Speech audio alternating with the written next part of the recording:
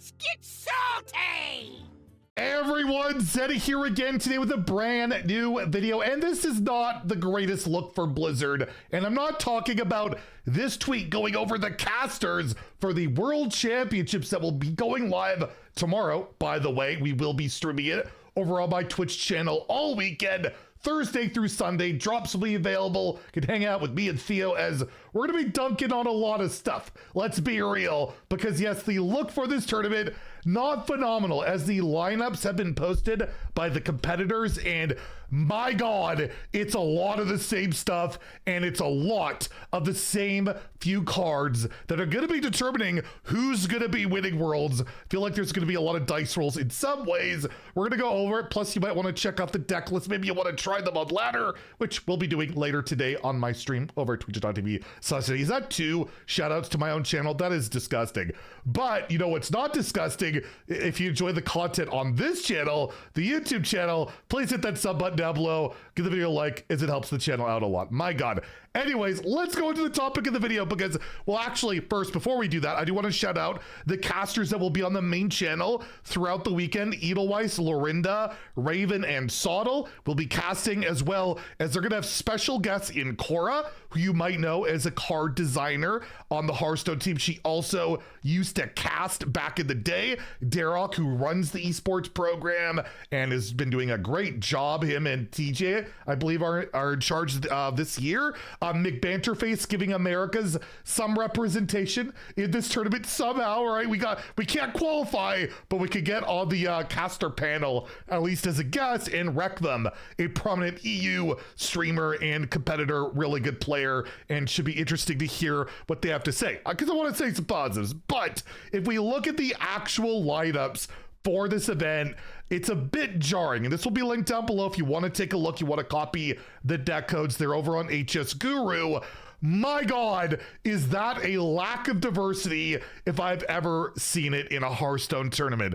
Nearly every single competitor is bringing near identical lineups. Like, it's quite crazy how similar these lineups are. All but like 4 players are bringing, I'm sorry, I will not call this control DK, mid-range Death Knight, you know, the double blood. Some people run Fire Axe, some people run Marin, but you know the deal. You cheat out Giants, you got Elise. You're going to note a lot of that Elise and that stuff going on in the deck. So nearly every competitor is bringing that. Nearly every competitor is bringing Discover Hunter. Some lists run Elise, some don't.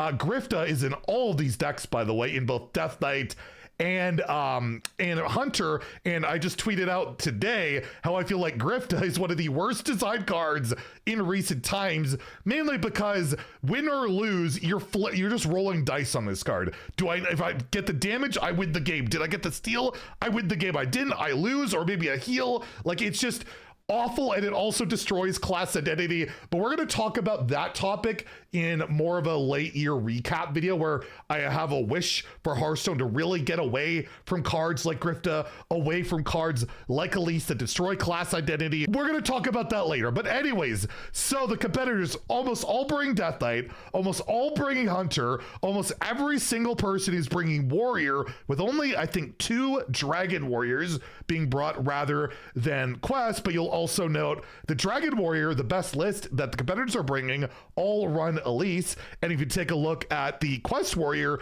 also they run Elise. So far, every single deck has Elise. And the other deck that people are mostly bringing is Hagatha Shaman. Almost every competitor is the same lineup, right? And of course, Hagatha Shaman also runs Elise. Every single deck here has Elise. The only exceptions we have to these main decks Cycle Rogue is being brought by almost everybody. Cycle Rogue, because you got to bring 4 decks. Only 1 Protoss Rogue, which does have Elise, but Cycle Rogue is the exception to the rule, because Shadow Step and Prep are that good. You don't need Elise in your deck. You just draw your deck and obliterate your opponent with Incendiuses or Asteroids.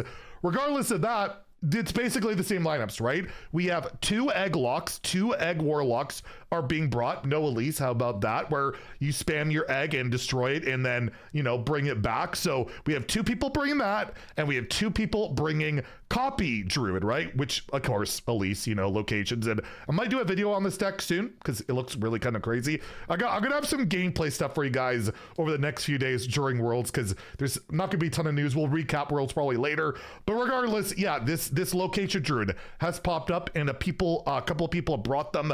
Fury Hunter and Pocket Train, I think they work together to get their lineups, and that's it. That's really it. That's literally the lineups. There's no Priest, there's no Mage, there's no Demon Hunter, surprisingly, and there's no Paladin. 4 classes are not being brought to Worlds, and I don't know if I've ever seen a less diverse meta in nearly every game, and I feel like the majority of these series are going to be determined by that card. At least drawing that card on curve is so game winning almost all the time. I just had a ladder session, not today, but yesterday, where of my first 9 losses of the day, 8 of them came to Elise on turn 4. Like, it matters so freaking much. Look on HS replay if you sort by since the latest balance patch that literally was just buffs. And by the way, I don't believe a single buffed card is being brought to this tournament.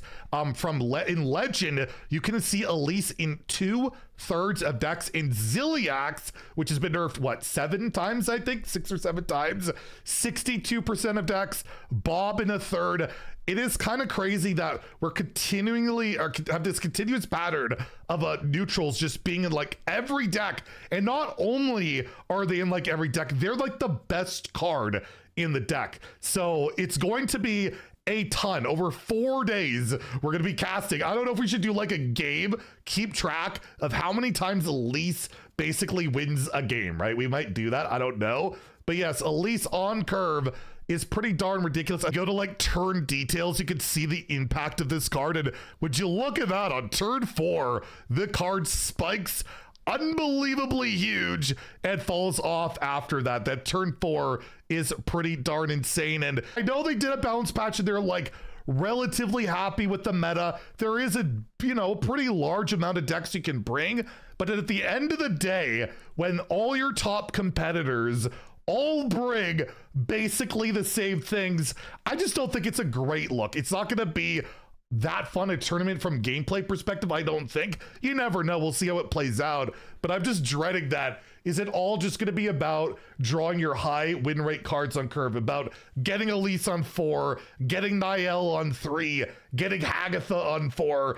I don't know if I've ever seen a current meta in the game so much where it's really, really dependent on just drawing a specific card early. It's like almost every deck is a Prince Keleseth deck right now, right? Like that used to be such a spike when you hit Keleseth on 2, and now it's like every deck has like 1 or 2 Keleseths, and well, her name is Elise right now. And yeah, I just thought it was kind of interesting to take a look at these lineups that it doesn't exactly inspire much excitement from me to see the same matchups over and over. But again, this will be starting tomorrow. There is still time to choose your champion. I'll link that down below as well, and you can look at whose lineup do you prefer. Oh wait, they're basically all the same. So pick what player you think will play the near identical lineups better than the rest, but more importantly, who's going to be drawing Elise on curve, and who's going to hit that Grift the Amulet for 6 damage or steal a minion to win